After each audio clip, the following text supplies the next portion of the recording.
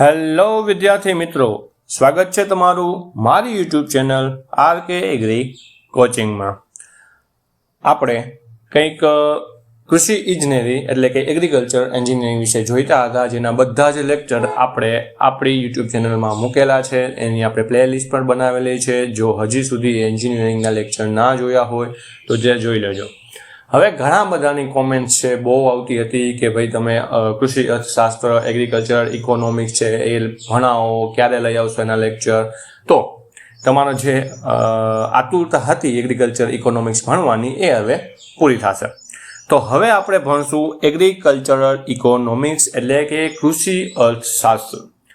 આ એક એવો સબ્જેક્ટ છે જે આપણા એગ્રીકલ્ચર માટે બહુ જાજો અટપટો છે, બરાબર છે, કે જેમાંથી MCQ તમને એવી રીતના પણ પૂછી શકે છે કે તે MCQ તમને મૂંઝવણમાં મૂકી દે। પણ આપણે એવા સરળ ભાષામાં તેમજ સરળ રીતના સમજવાના છીએ, જેનાથી આપણે જે કૃષિ અર્થશાસ્ત્રનો કોઈ પણ MCQ તમને પૂછાય તો તમને એમાં કોઈ પણ પ્રકારની મૂંઝવણ રહે નહીં। તો આજે આપણે કૃષિ અર્થશાસ્ત્રમાં પહેલા જ લેક્ચરમાં જોવાના છીએ ઇન્ટ્રોડક્શન ઓફ એગ્રીકલ્ચરલ ઇકોનોમિક્સ એટલે કે કૃષિ અર્થશાસ્ત્રનો પરિચય। પહેલા કહું છું કે આ જે સબ્જેક્ટ છે એ તમે કારણ કે મેં આ પહેલો લેક્ચર જે ઇન્ટ્રોડક્શનનો મૂકેલો છે, જ્યાં સુધી એ તમને ન આવડે ને ત્યાં સુધી તમે આ સબ્જેક્ટમાં આગળ વધતા નહીં, બરોબર। કેમ કે આ સબ્જેક્ટ છે એવો છે કે તમે જેટલું કરો છો એ પરફેક્ટ કરજો। જો તમે એટલું કરશો ને તો તમે કૃષિ અર્થશાસ્ત્રમાં તમને કોઈ પણ પ્રકારનો MCQ પૂછાય તો તમને પ્રોબ્લેમ નહીં આવે, કેમ કે તમે સિલેબસ પૂરો કૃષિ અર્થશાસ્ત્રનો જો સિલેબસ પૂર્ણ કરવા થશો તો આપણે પ્રિન્સિપલ ઓફ એગ્રીકલ્ચર ઇકોનોમિક્સ જોઈએ તો એ બહુ બ્રોડ છે, બરોબર છે। હું તમને આમાં બધું જ કરાવવાનો છું, બરોબર। પણ તમે એ છે ને થશે એવું કે થોડા સમયમાં હું તમને બધું આપી દઈશ, પણ તમે બધા લેક્ચર જોઈ નાખશો પણ તમને એ યાદ રહેશે નહીં। તમે લેક્ચર જોતા હશો તો એ સંપૂર્ણ યાદ રહી જશે, પણ તમે જો એનું રિવિઝન નહીં કરો તો તમને એ યાદ રહેશે નહીં। તો આ કૃષિ અર્થશાસ્ત્રના જે લેક્ચર છે એ જેટલા જુઓ એને વધારેમાં વારંવાર રિપીટ કરતા રહેજો અને એના MCQ સોલ્વ કરતા રહેજો। હું આમાં MCQની જે સિરીઝ છે એ ચાલુ કરી જ દઈશ, પણ તમને પણ જો તમને MCQ ક્યાંય પણ મળતા હોય તો તમારે એને સોલ્વ કરતા રહેવાના છે। તો હવે જે આપણે ઇકોનોમિક્સ જોઈએ છીએ એમાં તમારા જે ગ્રામ સેવકના સિલેબસમાં છે એમાં એટલું જ આપેલું છે principle of the agricultural economics કાઉન્સમાં માલ અને સેવાઓ, બરોબર છે। હવે એવું થાય કે ભાઈ એક જ ટોપિક ભણવાનો છે, પણ એ એક ટોપિક નથી। પ્રિન્સિપલ ઓફ એગ્રીકલ્ચરલ ઇકોનોમિક્સ એટલે કે કૃષિ અર્થશાસ્ત્રના જે સિદ્ધાંતો છે એ બહુ બ્રોડ સબ્જેક્ટ છે। આજે આપણે ખાલી ઇન્ટ્રોડક્શન ભણવાના છીએ, કેમ કે ઇકોનોમિક્સના ઇન્ટ્રોડક્શનમાંથી પણ ઘણા બધા MCQ બને છે, બરોબર। આજે આપણે ખાલી એટલું જ જોવાના છીએ કે ભાઈ કૃષિ અર્થશાસ્ત્રનો જે શબ્દ છે એનો અર્થ શું થાય અને એમાં કઈ કઈ પ્રકારની વ્યાખ્યાઓ છે કોના વૈજ્ઞાનિકો દ્વારા આપવામાં આવી હતી। તો આ જે વૈજ્ઞાનિકો દ્વારા જે વ્યાખ્યા આપવામાં આવી હતી એ તમને બેઠા MCQ તમને પૂછી શકે છે કે ભાઈ આ જે વ્યાખ્યા છે એ કોના દ્વારા આપવામાં આવી હતી। નીચે 4 વૈજ્ઞાનિકોના નામ હોય તો તમને આ બધી વસ્તુ ખબર હોય તો તમે એનો સાચો આન્સર આપી શકો છો। તો આજે આપણે ઇન્ટ્રોડક્શનમાં પહેલા જોઈશું અર્થશાસ્ત્ર એટલે શું। તો ઇકોનોમિક્સ છે, બરોબર, અર્થશાસ્ત્ર છે એ ગ્રીક ભાષામાંથી બન્યો છે, બરોબર છે। પહેલો જ હંમેશા MCQ કોઈ પણ સબ્જેક્ટમાં આપણે વાત કરી તો આમાંથી જ બનતો હોય કે ભાઈ જે સબ્જેક્ટ છે એ કઈ ભાષામાંથી ઉતરી આવ્યો છે। તો ખાસ ઇકોનોમિક્સમાં યાદ રાખજો, ઇકોનોમિક્સ છે એ ગ્રીક ભાષા ઉપરથી ઉતરી આવ્યો છે। હવે ગ્રીક ભાષામાં એને કયા નામથી ઓળખાય છે તો બરોબર, તો એમાં યાદ રાખજો એને ઓઇકોનોમિકોસ કહેવામાં આવે છે। શું કહેવાય? ઓઇકોનોમિકોસ, બરોબર છે। હવે આ MCQ ઘણી જગ્યાએ પૂછેલો છે કે ભાઈ ઇકોનોમિક્સ છે એ ગ્રીક ભાષાનો શબ્દ છે, તો એ ગ્રીક ભાષામાં એને શું કહેવામાં આવે છે, બરોબર। નીચે તમને ઓપ્શન આપેલા હોય તો યાદ રાખજો ઓઇકોનોમિકોસ કહેવામાં આવે છે। એના આધારે જ એના પાછા બે ભાગ પડે છે, પેલું છે ઓઇકોસ અને બીજું છે નોમોસ, બરોબર। જેમાં ઓઇકોસનો અર્થ થાય છે ઘર અથવા તો ઘર વખરી, જેને આપણે હાઉસ હોલ્ડ કહીએ છીએ, અને નોમોસ એનો અર્થ થાય છે વ્યવસ્થાપન અથવા તો સંચાલન અથવા તો મેનેજમેન્ટ। એટલે કે ઇકોનોમિક્સનો અર્થ આપણે ટૂંકમાં કહીએ તો ઘરનું વ્યવસ્થાપન, બરાબર છે, ઘર વખરીનું વ્યવસ્થાપન, તેમજ આપણું જે ફાર્મનું જે મેનેજમેન્ટ કરીએ છીએ તે પણ આપણે ઇકોનોમિક્સ કહેવાય છે। કોઈ પણ વસ્તુનું કોઈ પણ ક્રિયા દ્વારા આપણે એનું મેનેજમેન્ટ કરતા હોય એને આપણે ઇકોનોમિક્સ કહેવામાં આવે છે, બરોબર છે. આપણે આંકડાકીય, ઘણીવાર આપણે એમ ઇકોનોમિક્સમાં તો આંકડાકીય જ વધારે પૂરતું આવતું હશે, બરોબર છે. તો આંકડાકીય પણ આપણે મેનેજમેન્ટ કહીએ છીએ, તે પણ આપણે ઇકોનોમિક્સ જ છે. વ્યાખ્યા જોઈ તો વ્યાખ્યા શું કહે છે અર્થશાસ્ત્રની, કે મર્યાદિત ભંડોળ, બરોબર, મર્યાદિત ભંડોળ, જેમાં ભંડોળમાં નાણાં અથવા આપણે સાધનોનો આપણે અર્થ લઈએ છીએ. મર્યાદિત ભંડોળનો ઉપયોગ કરીને શક્ય તેટલી સૌથી સંતોષકારક રીતે ઘરનું વ્યવસ્થાપન કરવું, તેને આપણે ઇકોનોમિક્સ એટલે કે અર્થશાસ્ત્ર કરીએ છીએ, બરોબર. મર્યાદિત ભંડોળ, હવે આપણે ખબર છે આપણો, કારણ કે હવે તમે કાલ સવારે ગ્રામ સેવક બની ગયા, તમારો પગાર છે 26,000, બરોબર છે. એ 26,000માં તમે તમારું ઘર ચલાવો છો, બરોબર છે. કઈ રીતના ઘર ચલાવો છો, બરોબર, તમારી પાસે એક મર્યાદિત ભંડોળ છે, એમાંથી ઉપયોગ કરીને તમે શક્ય તેટલી સૌથી સંતોષકારક, એટલે તમને જીવનમાં સંતોષકારક થાય એવી લાઈફ તમે જીવવા માટે જે મેનેજમેન્ટ કરો છો, તમારી ઘરના વ્યવસ્થાપન માટે જે પણ ક્રિયા કરો છો, તેને આપણે અર્થશાસ્ત્ર કહેવામાં આવે છે, બરોબર છે. તમારા ઘરનું જે વ્યવસ્થાપન કરવું, બરોબર છે, જે તમારી પાસે મર્યાદિત ભંડોળ છે એમાં, અને એ પણ કેવી રીતના તમને સંતોષકારક, તમે એમાં સેટિસ્ફાઈડ થાવ એ રીતના કરો છો, તેને આપણે અર્થશાસ્ત્ર એટલે કે ઇકોનોમિક્સ કહેવામાં આવે છે. હવે જોઈએ અર્થશાસ્ત્રનો ઇતિહાસ, બરોબર છે. ભાઈ ઇતિહાસમાં જોઈએ તો આપણે વધારેમાં ખાસ એક જ વસ્તુ યાદ રાખવાનું છે કે કોના દ્વારા આપણે ઇકોનોમિક્સની શરૂઆત થઈ હતી, બરોબર છે. તો યાદ રાખજો, એરિસ્ટોટલ, બરોબર. એને વૈજ્ઞાનિકોનું નામ તમને, આ વૈજ્ઞાનિકનું નામ તમને ઘણી બધી જગ્યાએ તમે સાંભળ્યું જ હશે. તો આ એરિસ્ટોટલે જ છે અર્થશાસ્ત્ર એટલે કે ઇકોનોમિકની શરૂઆત કરી હતી, અથવા તો આપણે એમ કહી શકાય કે પાયો નાખ્યો હતો, બરોબર. અને એને આના માટે, બરોબર, આપણે ઇકોનોમિક્સ માટે એક આખી બુક લખી હતી, જે પહેલી બુક છે જેનું નામ છે ઇકોનોમિકા. ખાસ યાદ રાખજો, એરિસ્ટોટલે છે એ ઇકોનોમિકની શરૂઆત કરી હતી, પાયો નાખ્યો હતો, અને એની એક બુક પબ્લિશ કરેલી હતી જેનું નામ છે ઇકોનોમિકા, બરોબર. એરિસ્ટોટલે બીજું કંઈ જ એમાં આપણે એરિસ્ટોટલમાં કંઈ બીજું યાદ રાખવાનું નથી. તમને ડાયરેક્ટ એ રીતના MCQ પૂછાય કે અર્થશાસ્ત્રની શરૂઆત કોને કરેલી હતી, તો એમાં એરિસ્ટોટલ છે એ જવાબ સાચો ટીક કરી દેવાનો, બરોબર છે. હવે તમને એમ થાય કે એના ફાધર આ હતા તો એને શરૂઆત કરેલી છે, એવું કોઈ પણ પ્રકારનું કાંઈ મૂંઝવણ છે એ તમારી અંદર રાખતા નહીં. તમને એમ પૂછાય અર્થશાસ્ત્ર ઇકોનોમિકની શરૂઆત કોના દ્વારા કરવામાં આવી હતી, તો સીધું વૈજ્ઞાનિકનું નામ આવશે એરિસ્ટોટલ, બરોબર.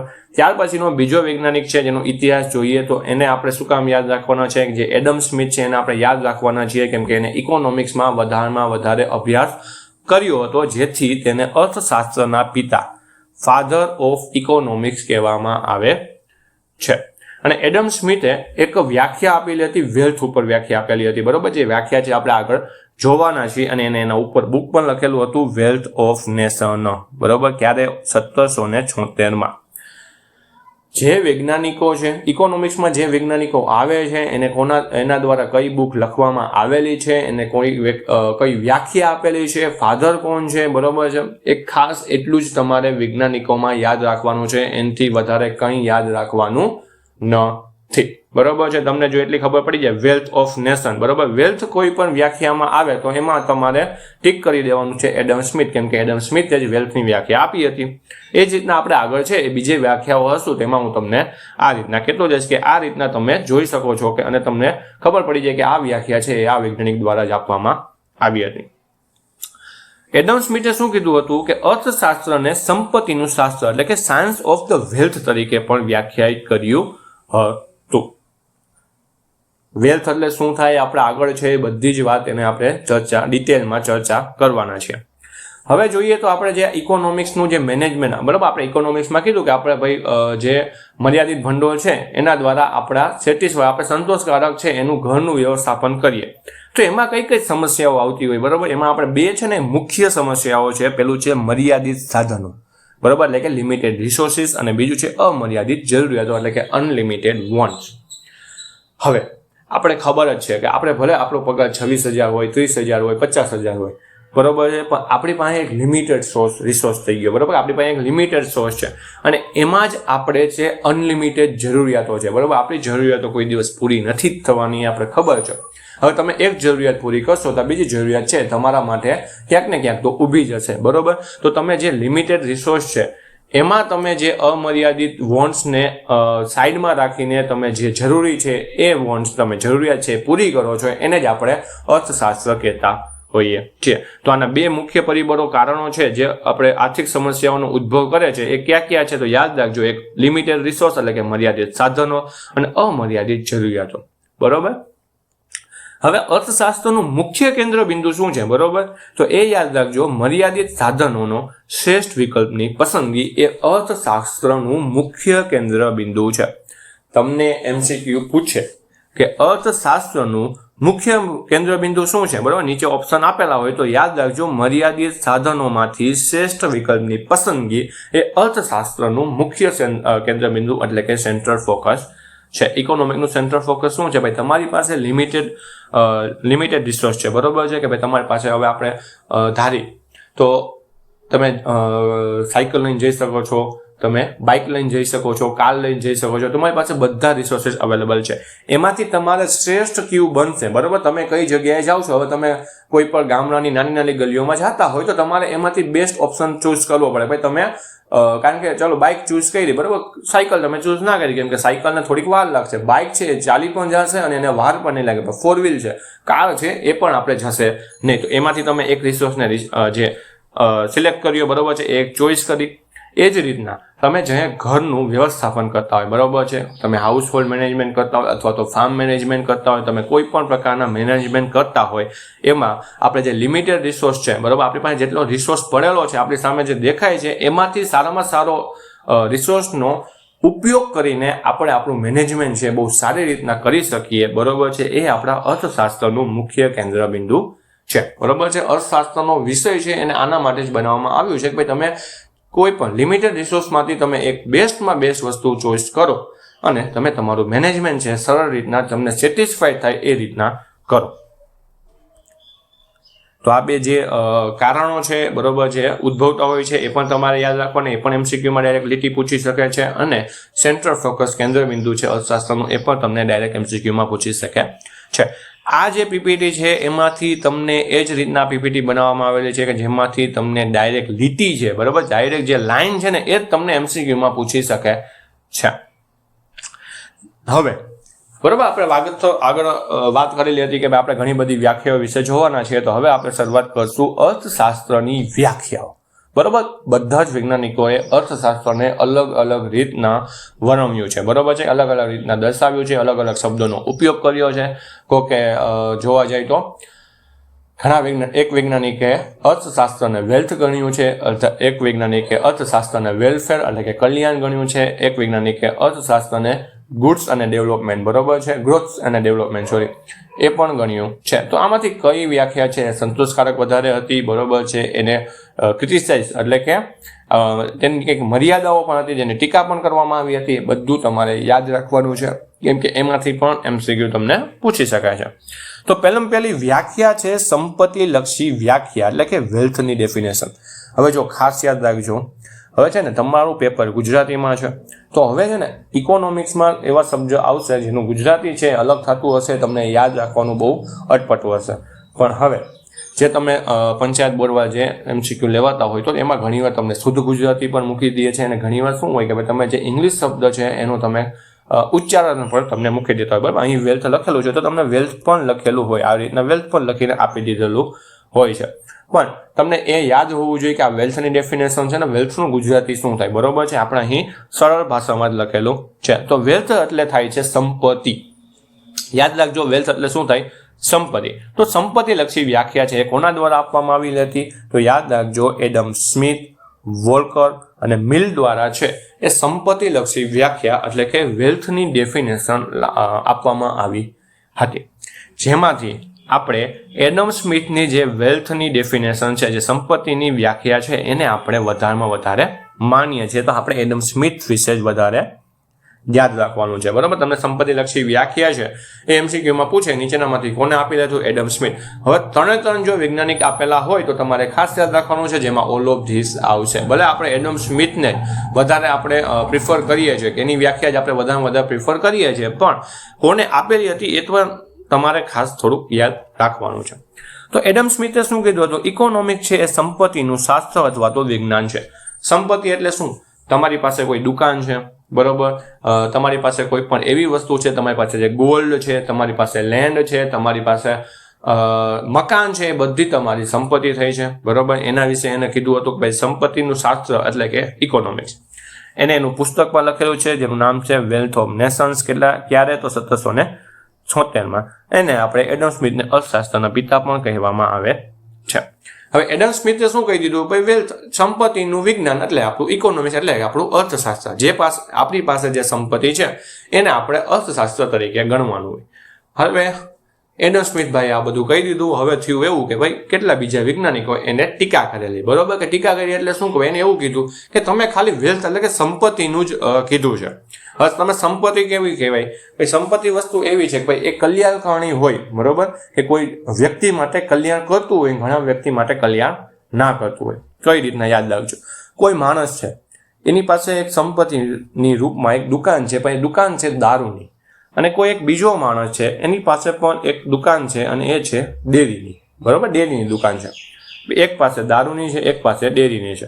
તો આમાંથી કલ્યાણકારી માણસ માટે કલ્યાણકારી કઈ છે, એ માણસનો કલ્યાણ કરે તો ડેરી, ઓફકોર્સ, બરોબર છે. જે દારૂનો ઠેકો છે એ કોઈ પણ વ્યક્તિને કલ્યાણ કરી શકતું નથી, બરોબર છે. ખાલી આપણે શું કહેવાય એક મોજ મસ્તી માટે છે કે પછી આપણે કેને ભાઈ દુઃખને ભૂલાવા એના માટે દારૂ લોકો પીતા હોય છે.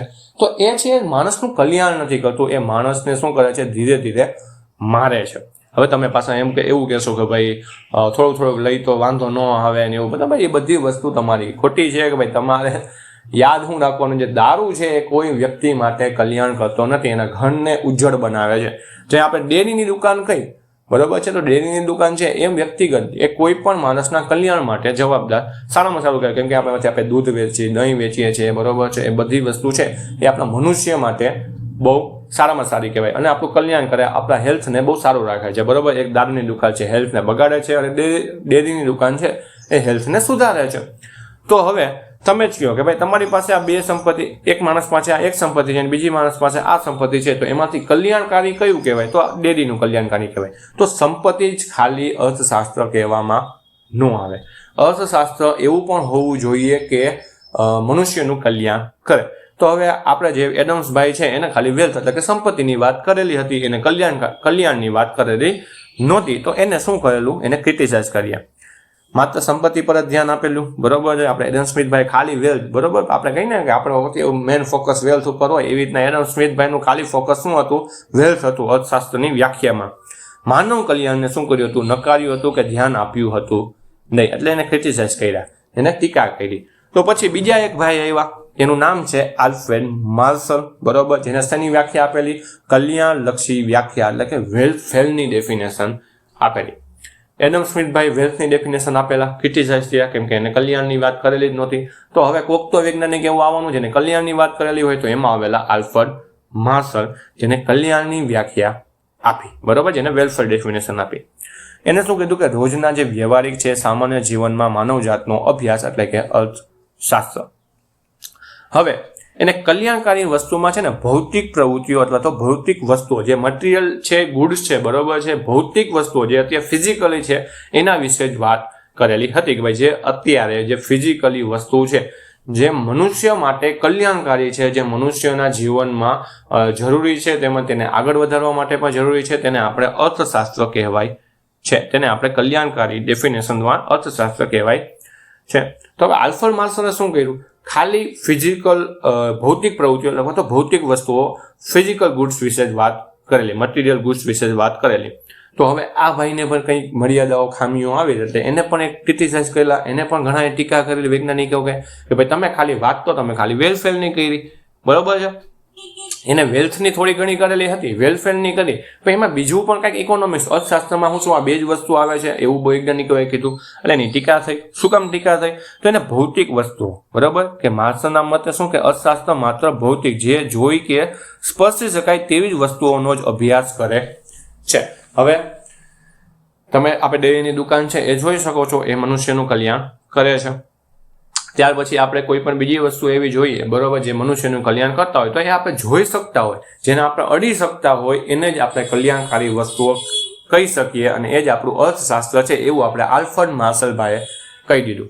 તો હવે વાત રહી સર્વિસીસની, બરોબર, જે આપણે ગુડ્સ અને સેવા, બરોબર, એટલે કે માલ અને સેવામાં જે સેવાની વાત છે ને એ આપણે વેલફેર ડેફિનેશન આપણે આલ્ફ્રેડ માર્શલભાઈએ કરેલી નથી. સેવાઓ વિશે વાત નથી કરેલી. કેમ કે જોવા જઈએ તો અત્યારે હું તમને ભણાવું છું, બરોબર છે, તો હું અત્યારે એક ટીચર તરીકે છું, તમે સ્ટુડન્ટ તરીકે છો. તો એક ટીચરનું કામ શું છે? ટીચિંગ આપવું. તો એક સેવા થઈ. ડૉક્ટર છે એ તમે જ્યારે તમે માંદા પડો છો, ત્યારે તમે બીમાર પડો ત્યારે તમે ડૉક્ટર પાસે જાઓ છો, ત્યારે ડૉક્ટર તમને દવા આપે છે. તો એ પણ ડૉક્ટરની એક શું થઈ? સેવા. બરોબર. ભલે પૈસા લે છે એની વાત નથી થતી, પણ એક સેવા કરેલી, બરોબર છે, તો એ પણ તમારું કલ્યાણ કરે છે. હવે કલ્યાણ કરતું હોય તો તેને તમારે વેલફેરની ડેફિનેશનમાં ઉમેરવું જરૂરી છે.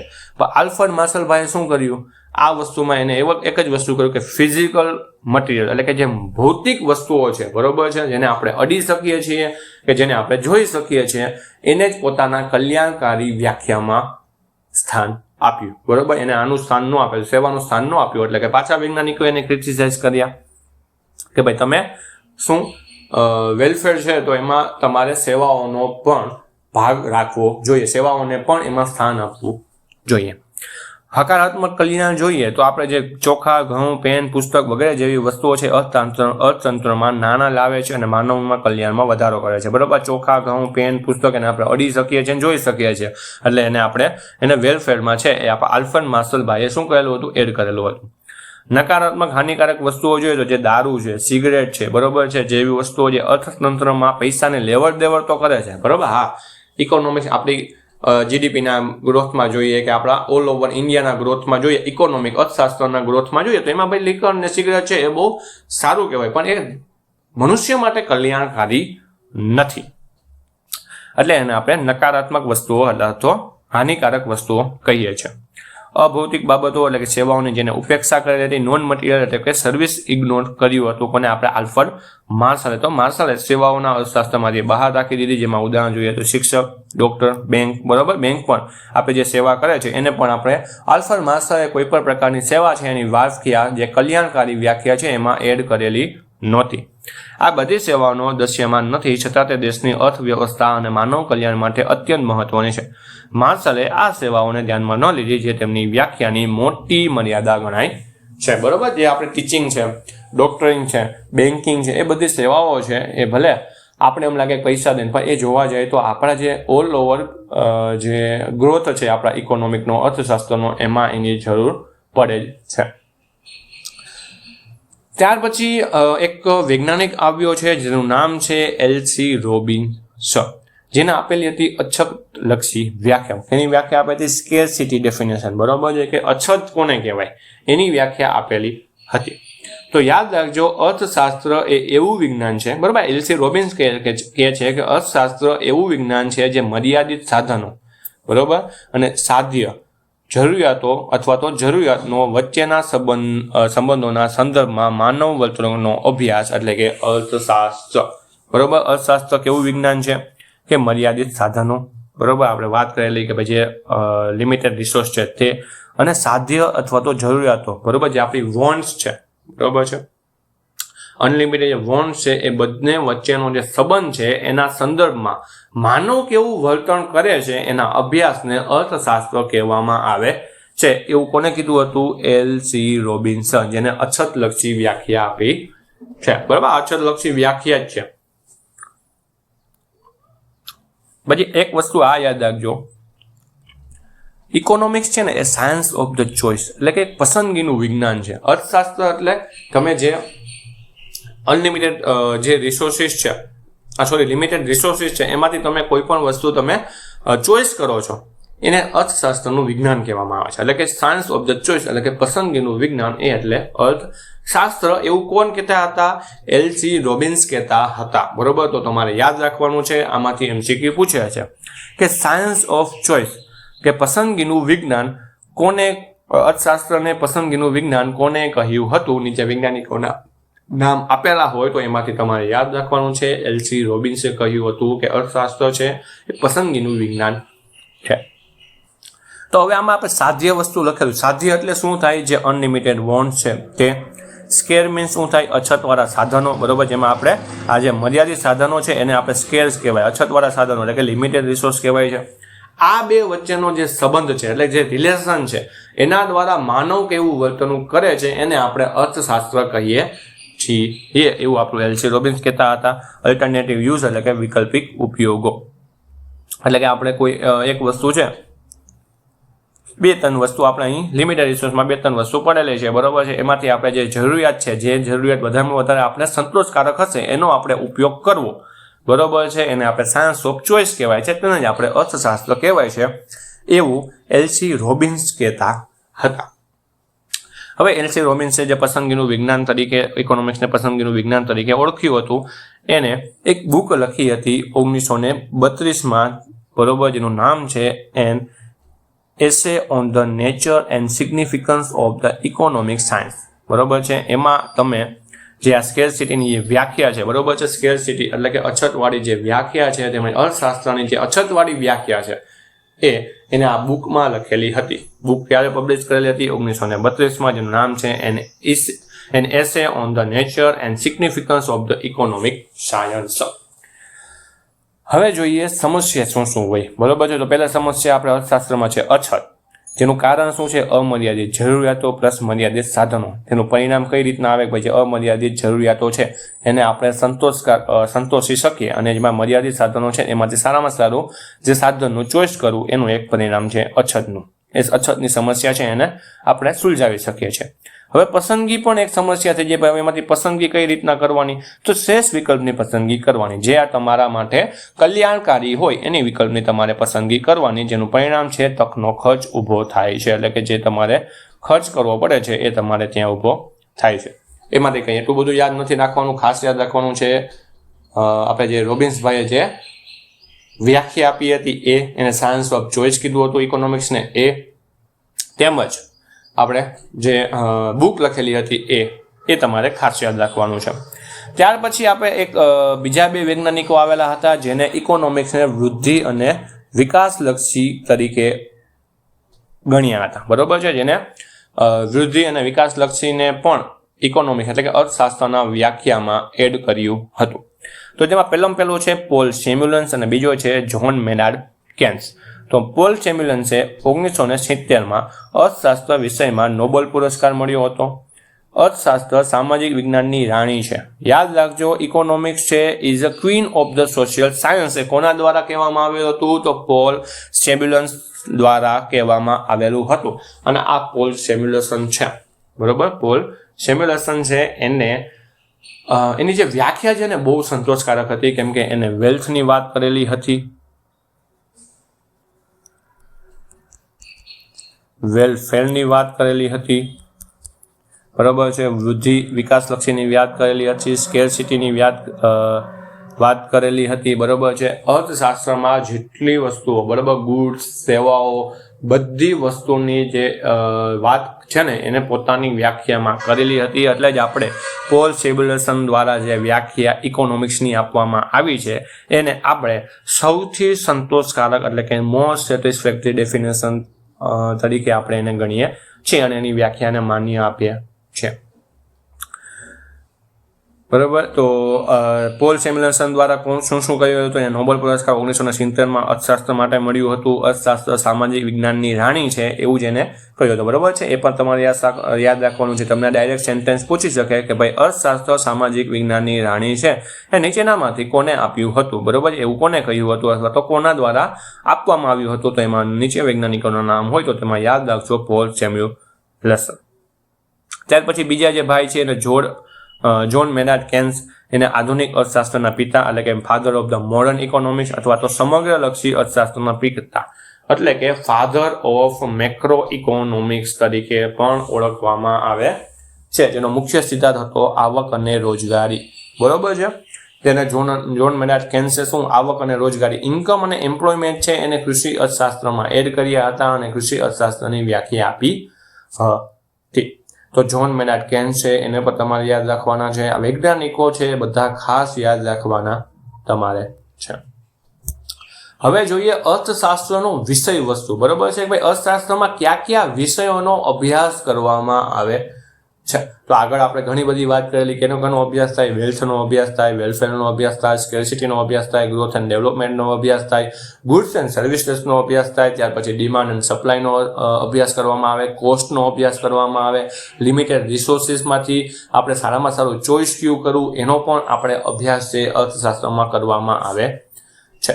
અને એક આ અર્થશાસ્ત્ર છે એક ચક્ર છે, બરોબર. ઇકોનોમિક એક સાયકલ છે, બરોબર. પહેલા જોઈએ તો વોન્ટ્સ, ત્યાર પછી છે ઇફોર્ટ અને પછી છે સેટિસ્ફેક્શન, બરોબર. કઈ રીતના સાયકલ ચાલે એ જોઈએ. તો પહેલા એક વસ્તુ શું થાય,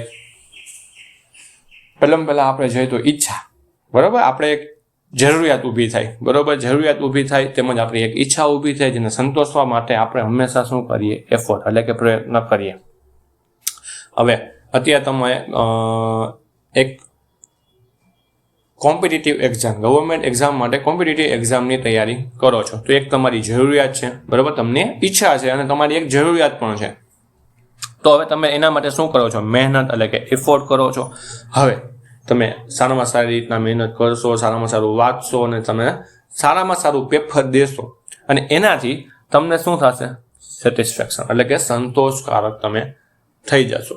અને તમને જે ગ્રામ સેવકની છે કે તમે કોઈ પણ પ્રકારની તૈયારી કરતા હોય એમાં તમને શું થશે, સંતોષ થઈ જાય, ભાઈ મને આ રિઝલ્ટ મળ્યું અને હું પાસ થઈ ગયો અને મને આ નોકરી મળી ગઈ.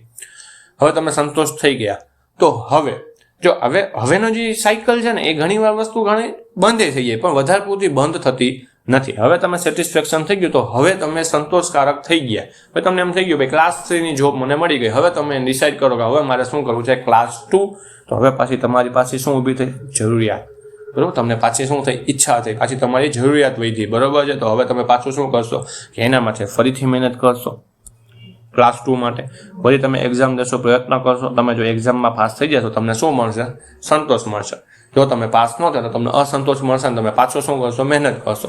જ્યાં લગી તમને સંતોષ ન થાય ત્યાં સુધી તમે મહેનત કરતા રહેશો અને જ્યાં તમે સંતોષ થઈ જશે તો તમારી પાછી શું થશે, બીજી જરૂરિયાત છે ઊભી થઈ જશે. આપણે એમનું ઉદાહરણ લઈએ, બરોબર છે, સાવ બેઝિક, બરોબર. તો તમારી પાસે અત્યારે એક તમને મતલબ સૌપ્રથમ તમને એક ઈચ્છા થઈ કે મારે લેવી છે બાઇક. હવે તમે બાઇક લેવા માટે તમે ગમે તે પ્રયત્ન પણ શું કહેવાય મહેનત કરશો કે તમે પૈસા કમાવો. હવે પૈસા કમાવે, તમારી પાસે પૈસા થઈ ગયા અને તમે બાઇક ખરીદી લીધી, તમને શું થશે, સંતોષ, બરોબર. સંતોષ થઈ ગયો. થોડોક ટાઈમ તમે બાઇક હાકેલી પછી તમને શું થશે, એ પાછી ઈચ્છા થશે 4 વ્હીલ લેવાની, કાર લેવાની. તો તમે કાર લેવા માટે પાછી મહેનત કરશો. તો આ એક સાયકલ છે, એક ઇકોનોમિક એટલે કે આર્થિક ચક્ર કહેવામાં આવે છે, જે ક્યારેય કોઈ દિવસ પૂરું થશે નહીં. જરૂરિયાતોના 3 મુખ્ય પ્રકારો છે, બરોબર. આપણે જે વોન્ટ્સ છે એના 3 પ્રકારની ટાઈપ છે, જેમાં પહેલું છે પ્રાથમિક જરૂરિયાતો, જે આપણી માટે જરૂરી છે, જેના વગર આપણે રહી નથી શકતા. જેમાં આપણે 3 વસ્તુ તો ઘણી કહ્યું, રોટી, કપડાં અને મકાન, બરોબર. ખોરાક, પાણી અને જે મકાન છે એ આપણી પ્રાથમિક જરૂરિયાતો છે, નેસેસરી છે કે ભાઈ તમારી જીવનને જીવવા માટે જે જરૂરિયાત છે એને આપણે પ્રાથમિક જરૂરિયાતો કહીએ છીએ. ત્યાર પછી બીજી છે સુખ સગવડની જરૂરિયાતો, જેને આપણે કમ્ફર્ટ કહીએ, બરોબર. કે ભાઈ નો કે ભાઈ તમે ઘણા લોકો નીચે સૂઈ શકતા હોય, હવે ઘણા લોકો જે એને પલંગ અથવા તો ખાટલાની જરૂર પડે છે, તો એના માટે કમ્ફર્ટ છે, બરોબર. હવે એવું નથી કે એના માટે ખાટલો છે બહુ આમ લક્ઝરિયસ હોવો જોઈએ, મતલબ બહુ આલિશાન હોવો જોઈએ, એવું કાંઈ નહીં. બસ એને એક જરૂર છે ને ભાઈ એક ખાટલો હશે તો એના માટે એક કમ્ફર્ટ થશે, જે પ્રાથમિક જરૂરિયાતો કરતાં શું થાય, થોડી ઊંચી કહેવાય, બરોબર છે. પ્રાથમિક જરૂરિયાતોમાં 3 વસ્તુ છે, રોટી, કપડાં અને મકાન, બરોબર. એનાથી વધારે આપણી પ્રાથમિક જરૂરિયાતો બહુ ઓછી છે. હવે પ્રાથમિક જરૂરિયાતોમાં અત્યારે જોવા જોઈએ તો મોબાઈલ છે એ પણ પ્રાથમિક જરૂરિયાતોમાં આપણે મૂકીએ છીએ, પણ હકીકતમાં એ તો એક કમ્ફર્ટમાં આવે, બરોબર છે. એની આપણે હવે તમે મોબાઈલ વગર નહીં જ જીવી શકો એવું બનશે, નહીં બને. તમે ખોરાક છે એના વગર તમે નહીં જીવી શકો, બરોબર. 10 દિવસ તમે ખોરાક નહીં લ્યો, 12 દિવસ તમે ખોરાક ના લ્યો તો તમને તમારા શરીરમાં છે કંઈક અલગ દેખાશે. તો થોડોક ટાઈમ તમે હાવ ભીખા રહેશો તો તમે મૃત્યુ પર પામી શકો. તે જ રીતના પાણીમાં જોઈએ, પાણી વગર પણ તમે થોડોક ટાઈમ મતલબ કે 15 દિવસ 20 દિવસ તમે રહી શકો, ત્યાર પછી તો તમે પાછા મૃત્યુ પામવાના તમારા ચાન્સીસ વધી જાય, તમે હોસ્પિટલાઇઝ થઈ જાવ. ત્યાર પછી જોઈએ મકાન, તો મકાન પણ એક પ્રાથમિક જરૂરિયાતો છે. ભાઈ તમને જો છત નહીં હોય તો તમે કોઈ પણ જગ્યાએ રહી નહીં શકો, તમે સૂઈ નહીં શકો, બરોબર. હવે તમે આપણે તો આદિમાનવ તો છે ને કે ગમે ત્યાં સૂઈ જાય, ગમે ત્યાં જંગલમાં રહીને આપણે ગમે ત્યાં વૃક્ષ જોયું તો નીચે સૂઈ જવાનું, એવું બધું વસ્તુ છે હવે આપણે પોસિબલ નથી. તો આપણે રોટી, કપડાં, મકાન છે પ્રાથમિક જરૂરિયાતો કહેવાય, બરોબર છે, પ્રાઇમરી નેસેસરી કહેવાય. હવે સુખ સગવડની જરૂરિયાતોમાં જો તો કમ્ફર્ટ, આપણે જે સોફા ગણીએ છીએ, બરોબર છે, આપણે ભાઈ સુવા માટે પલંગ જોઈએ, બરોબર, પછી ખાવા માટે જેમાં આપણે ખાતા હોય એના માટે કોઈ અલગ પ્રકારની ડીશું જોઈએ કે ભાઈ જે તમને કમ્ફર્ટ આપે, બરોબર, ભાઈ તમે એના માટે તમે એમ થાય કે ભાઈ કમ્ફર્ટેબલ છો, તો એને આપણે કમ્ફર્ટ જરૂરિયાત એટલે કે સુખ સગવડની જરૂરિયાતો કહેતા હોઈએ છીએ. અને હવે આવી મોજ શોખની જરૂરિયાતો જે આપણે લક્ઝરિયસ કહીએ, બરોબર.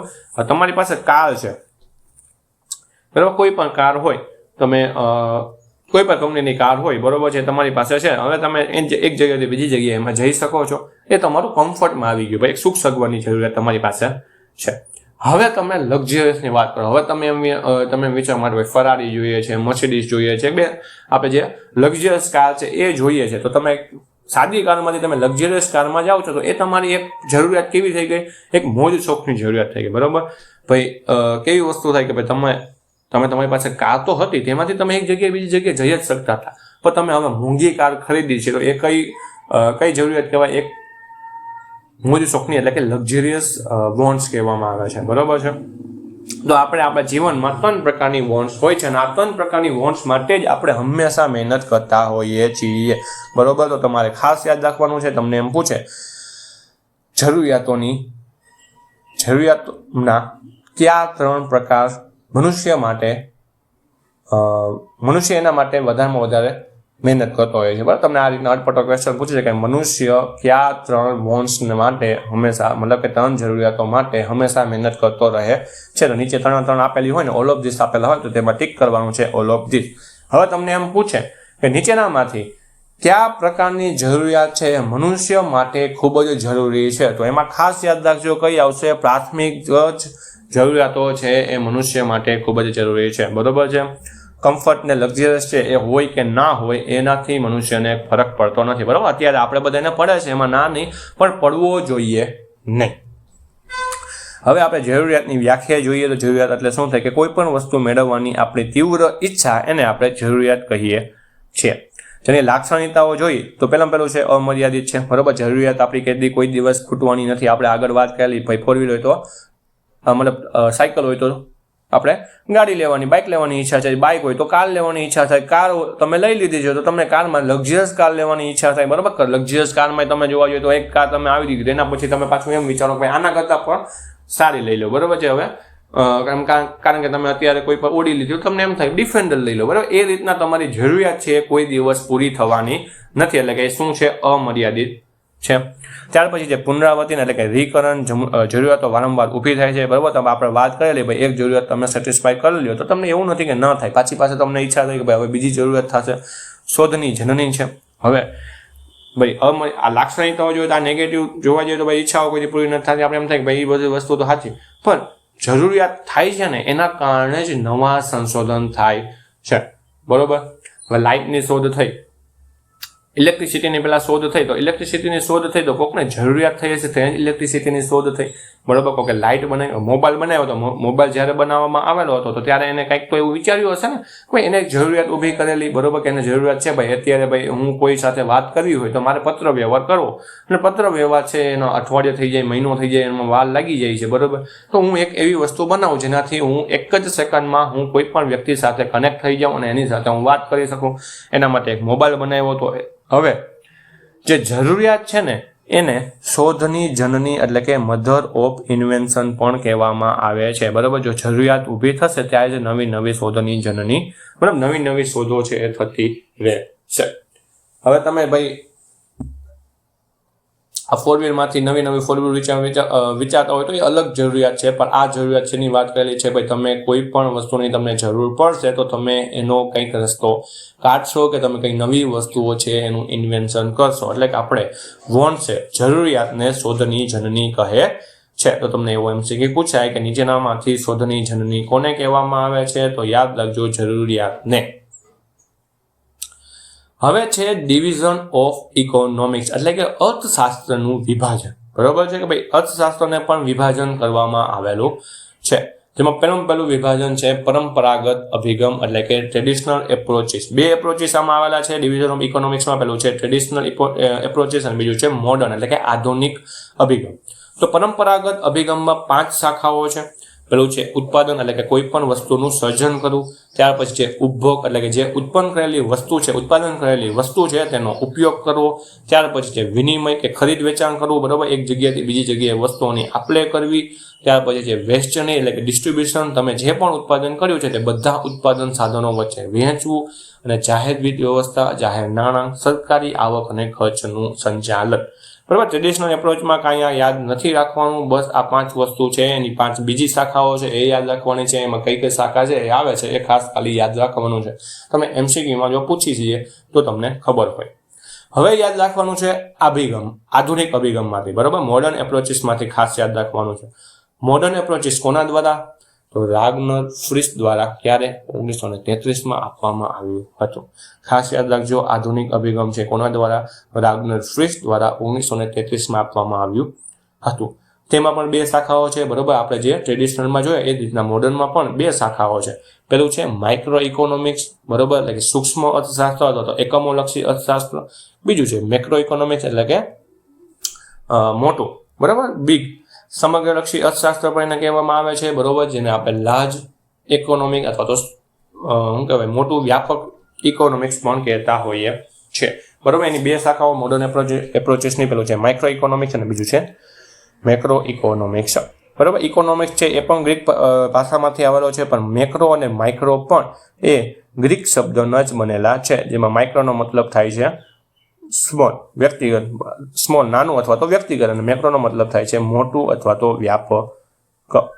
તો હવે માઇક્રો ઇકોનોમિક્સ કોને કહેવાય એ તમને ખબર હોવી જોઈએ. તો માઇક્રો ઇકોનોમિક્સ એટલે શું? કે કોઈ પણ વ્યક્તિગત પેઢી કહીએ, કોઈ પણ એક ફાર્મર કહીએ, કોઈ એક વ્યક્તિગત માણસ કહીએ, જો એના અર્થશાસ્ત્રનો આપણે અભ્યાસ કરતા હોઈએ, બરોબર છે, એનું સંચાલન મતલબ એનું વસ્તુનું આપણે જોતા હોય તો એને આપણે માઇક્રો ઇકોનોમિક્સ કહેવામાં આવે છે, જેને એકમોલક્ષી અર્થશાસ્ત્ર કહેવાય છે. જેમાં ઉદાહરણ જોઈએ તો એક જ ઉદ્યોગની વાત કરતા હોય, બરોબર છે, ભાઈ કોઈ આપણે એક જ ડેરી ઉદ્યોગની વાત કરીએ છીએ, બરોબર, તો તેને એકમલક્ષી એટલે કે માઇક્રો ઇકોનોમિક્સ કહેવામાં આવે છે. ત્યાર પછી તમે વાત કરીએ કે ભાઈ તમે કોઈ એક ફેક્ટરી છે, બરોબર છે, એ પેન્સિલ બનાવતા હોય છે, બરોબર, તો એ પેન્સિલ બનાવે છે, પેન્સિલ બનાવવાની એક જ ફેક્ટરીની વાત કરી છે, એને આપણે માઇક્રો ઇકોનોમિક્સ કહેવામાં આવે છે. હવે આ પેન્સિલની જે પ્રાઇસ છે એ બધી નક્કી કોણ કરશે? ભાઈ આ એક જ એની એ કંપની છે એ જ નક્કી કરશે. ભાઈ આપણે જે પેન્સિલ છે એની કિંમત 10 રૂપિયા રાખવી છે, તો એ પણ આપણે કેમાં? માઇક્રો ઇકોનોમિક્સમાં જ આવશે. એટલે ત્યારે જે પ્રાઇસનું ડિસિઝન કોણ લે છે? જે ઉદ્યોગ છે તે, બરોબર છે, પેન્સિલ બનાવવાની જે ફેક્ટરી છે એ જ પોતાને પેન્સિલનું જે પ્રાઇસ રાખવી છે એનું સંચાલન કરે છે, એનું મેનેજમેન્ટ કરે છે. એટલે જ આપણે માઇક્રો ઇકોનોમિક્સ છે ને એને કિંમતનો સિદ્ધાંત એટલે કે પ્રાઇસ થિયરી પણ કહેવામાં આવે છે, બરોબર. જે વ્યક્તિગત નિર્ણય છે, કિંમત નિર્ધારણ એક વ્યક્તિગત નિર્ણય છે, કોના દ્વારા? એક જ વ્યક્તિ દ્વારા લેવામાં આવેલું હોય છે.